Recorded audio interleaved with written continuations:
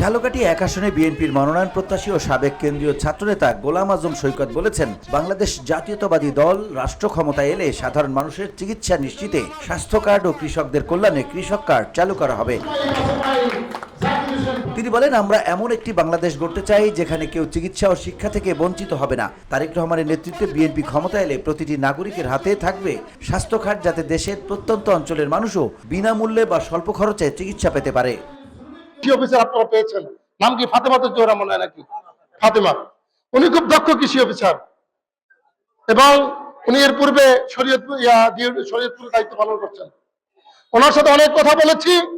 তাকে বলা হয়েছে যে কৃষক দলের মাধ্যমে আপনি কৃষকদের যে তাদের যে কীটনাশক, বীজ, সার যা আছে এগুলো বিতরণ করবেন।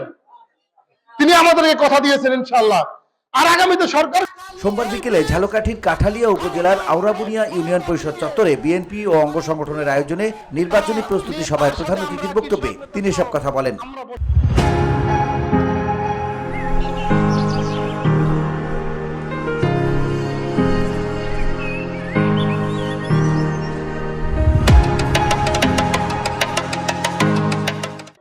গোলাম আজম সৈকত আরো বলেন, দেশে গণতন্ত্র পুনরুদ্ধার ও মানুষের ভোটাধিকার ফিরিয়ে আনতে বিএনপি নেতাকর্মীদের ঐক্যবদ্ধভাবে মাঠে থাকতে হবে।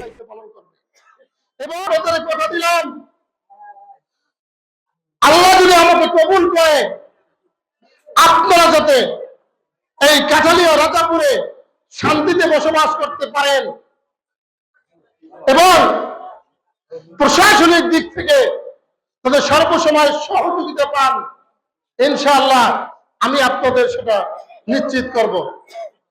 তার বিপরীতে আমি শুধু আপনাদের দোয়া চাই। আপনাদের সন্তান হিসেবে আমি আপনাদের দোয়া চাই, শুধু দোয়া করবেন, ইনশাআল্লাহ কামিয়াব হব, ইনশাআল্লাহ আশা করি। আর আমি আপনাদের পাশে আছি, বিশেষ করে আউরাবুনিয়া ইউনিয়ন, এটা তো আমার প্রাণের ইউনিয়ন।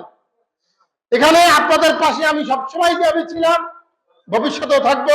৩১ দফা রাষ্ট্র সংস্কার প্রসঙ্গে তিনি আরো বলেন, এই ৩১ দফা আমাদের জাতীয় জীবনের পুনর্গঠনের রূপরেখা। এর মাধ্যমে দেশে আইনের শাসন প্রতিষ্ঠা, দুর্নীতিমুক্ত প্রশাসন, কৃষি, শিক্ষা ও স্বাস্থ্য খাতে যুগান্তকারী সংস্কার এবং তরুণদের কর্মসংস্থানের সুযোগ সৃষ্টি হবে।